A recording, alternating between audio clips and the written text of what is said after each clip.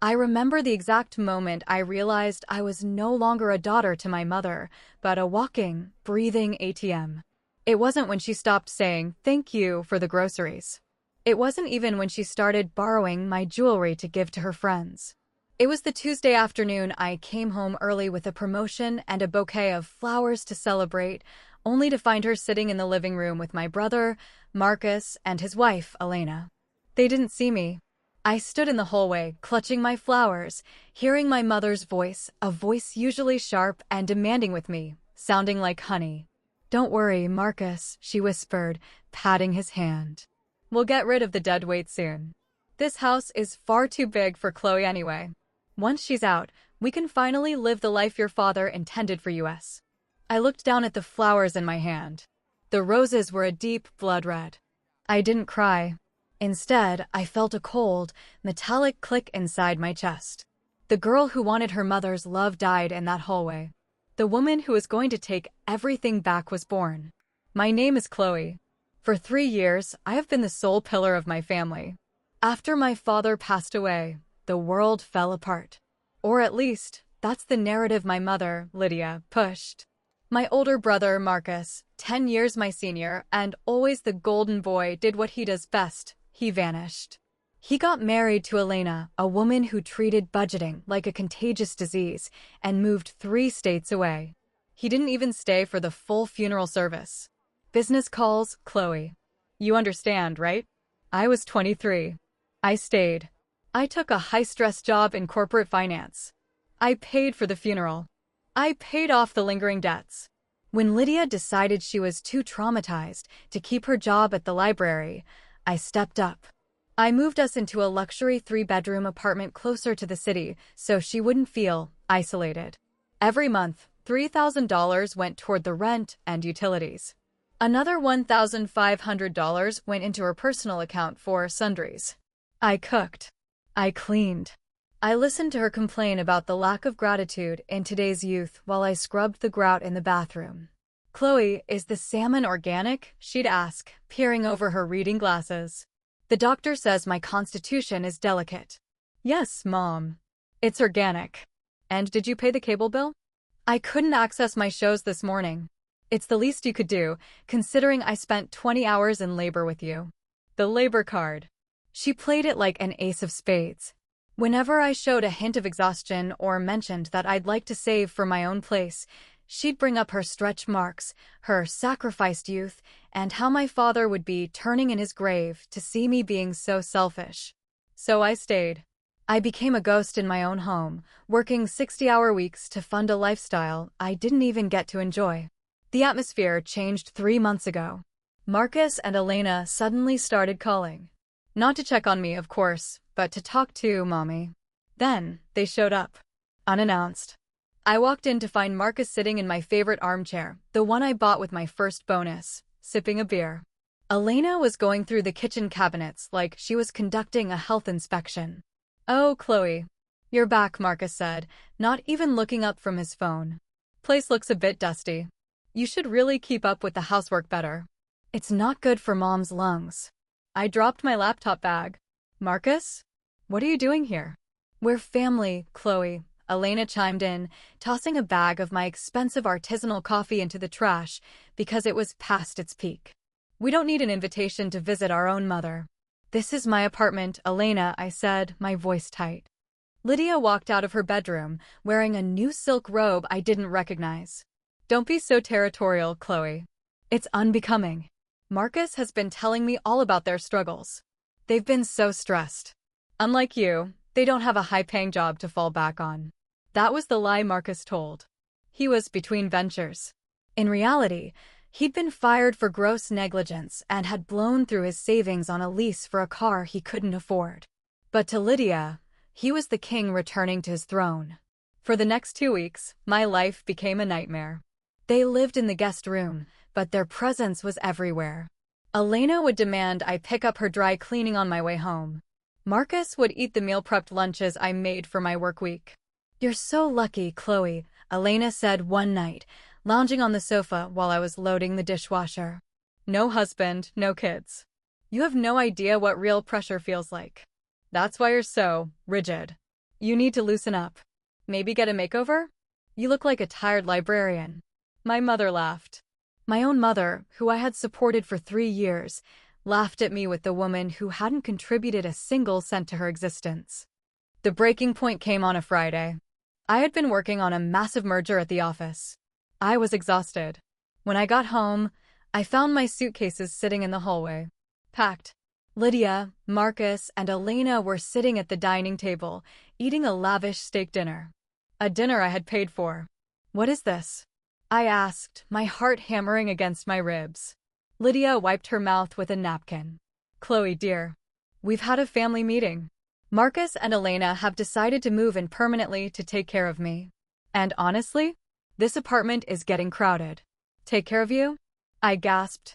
"I've been taking care of you for years." "Yes, but you're so cold," Marcus said, leaning back. "Mom needs warmth. She needs family. You treat this place like a business transaction, always talking about bills and budgets. It's stressful for her." So Elena added, a cruel glint in her eyes, "We've decided it's best if you find your own small studio. Somewhere more suited to your lifestyle. We'll keep the furniture and the appliances, obviously, to keep Mom comfortable. You're young, you can buy new things." I looked at my mother. "Mom? Are you serious? You're kicking me out? I pay the rent. My name is on the lease." Lydia sighed, as if I were a nagging child. "Your father always said the eldest son is the head of the family. Marcus is in charge now. And he says you're a negative influence. Now, don't make a scene. You have until Sunday to get the rest of your things. We wouldn't want to have to call the police on our own daughter, would we?" The police. She was threatening me with the police. I looked at the three of them. They looked so smug, so certain of their victory. They thought they had found a gold mine. They thought my father had left a massive inheritance that I was hiding, and they had convinced Lydia that if they got rid of me, they could finally access the millions. I felt a strange sensation. It wasn't anger anymore. It was peace. "Okay," I whispered. "Wait, that's it?" Marcus asked, looking almost disappointed. "No screaming? No permy speech?" "No," I said, picking up my 2 suitcases. "You're right. Marcus is the head of the family now. You guys take care of Mom. I'm done." As I walked out the door, I heard Elena giggle. "See? I told you she was a pushover. Now let's talk about that inheritance money." I closed the door. I didn't tell them that there was no inheritance. My father had died in debt. Every cent they had been living on was my blood, my sweat, and my tears. And the tap was about to run dry. I moved into a hotel. I didn't call. I didn't text. I did, however, make 3 phone calls. The first was to the landlord. "Hello, Mr. Henderson? This is Chloe. I'd like to give my formal notice. I'll be breaking the lease." "Yes, I know the penalty. Just take it out of the security deposit. I'll be out by the 30th. The second was to the utility companies. Electricity, water, high-speed internet. I scheduled them all to be disconnected on the 25th. The third was to a high-end moving company. I spent the week at a spa. I worked from my laptop. I watched the family group chat, which I hadn't left yet. Monday, 10 a.m. "Lydia, Chloe, where is the grocery money? The fridge is empty." Monday, 2 p.m. "Elena, Chloe, I need the password for the Netflix. It says the account is canceled." Tuesday, 9 a.m. "Marcus, stop being petty, Chloe. Pick up your phone. We need to talk about Dad's trust fund. I can't find the documents in the safe." I didn't reply. I just watched the read receipts glow. On Wednesday, I sent one single message. "I'm coming by on Saturday to get the last of my things. Make sure you're there. I want to say a final goodbye. Marcus, good. Bring the checkbook. Mom needs her heart medication." Saturday morning, 10 a.m. I pulled up to the apartment building in a sleek, black SUV I'd rented. Behind me was a massive moving truck. I walked into the apartment. It was a mess. Pizza boxes everywhere. Lydia looked haggard. Marcus and Elena were arguing in the kitchen. Finally, Marcus shouted, "Chloe, explain why the internet is off. I'm trying to trade stocks and I'm losing money. And the AC." Lydia wailed. "It's 80 degrees in here." "Don't worry," I said, smiling brightly. It won't be a problem for much longer. I signaled the movers. Four burly men walked in and immediately began tagging the furniture. Whoa, whoa. Marcus stepped forward. What are you doing? That's Mom's sofa. Actually, I said, pulling a folder from my bag. Here is the receipt from 3 years ago. Paid for by my personal debit card. And here is the bill for the TV. And the dining table. And the fridge. And even that silk robe Mom is wearing. You can't take this. Elena screeched. This is a family home. No, I corrected her. This was a rental. And I've terminated the lease. The new tenants move in on Monday. The landlord is already downstairs with the keys. The color drained from my mother's face. The lease?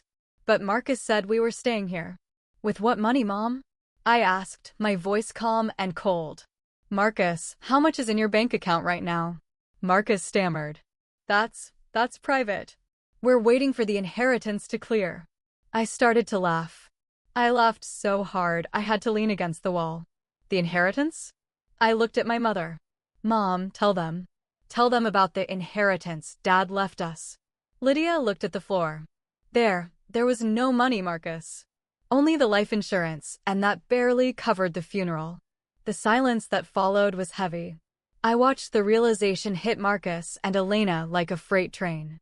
They hadn't moved in to take care of an elderly woman. They had moved in to loot a treasure chest that was already empty. But you've been living like royalty. Elena turned on my mother. The clothes. The dinners. The apartment. That was me, I said, stepping into the center of the room. I paid for every steak. Every pill. Every kilowatt of electricity. I gave you $2,000 a month, Mom. And you told me I was dead weight. You told me I was cold. Chloe, honey, Lydia reached out, her voice trembling. I didn't mean it. I was just. Marcus said. I don't care what Marcus said, I snapped. You made your choice. You wanted the golden son. Well, here he is. He's all yours. The movers were efficient. Within an hour, the apartment was a hollow shell. The echo of their voices was the only thing left. No sofa. No TV.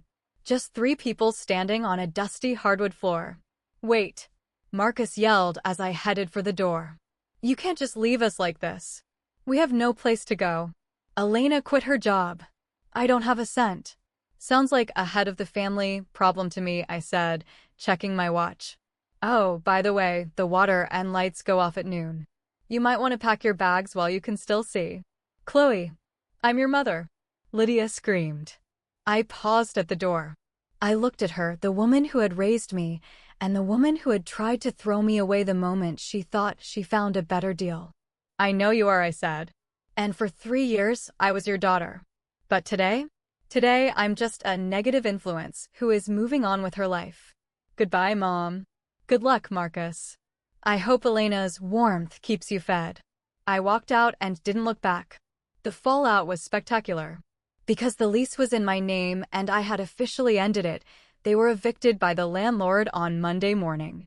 Marcus tried to fight it, but the police, the very people my mother threatened me with, escorted them off the property. From what I heard through distant cousins, they had to move into a tiny, 1-bedroom basement apartment in a bad part of town. Marcus had to take a job working nights at a warehouse. Elena, who had never worked a day in her life, is now a cashier at a discount grocery store. They fight constantly. My mother calls me from different numbers every week, crying, begging me to come home and fix this. She tells me how Catherine, Elena, treats her like a servant, making her do the laundry and cleaning since they can't afford help. I blocked every single one of them. As for me, I'm sitting on the balcony of my new condo. It's smaller, but it's mine. It's quiet. There are no labor cards being played. No organic salmon demands. I realized that family isn't about blood. It's not about who gave birth to you or who shares your last name. Family is a circle of people who respect you, who support you, and who wouldn't dream of replacing you for a pile of imaginary gold. I'm finally living the life my father intended for me. And for the first time in my life, the only person I'm taking care of is me. Thanks for watching. Don't forget to subscribe to the channel so you don't miss out on new interesting stories.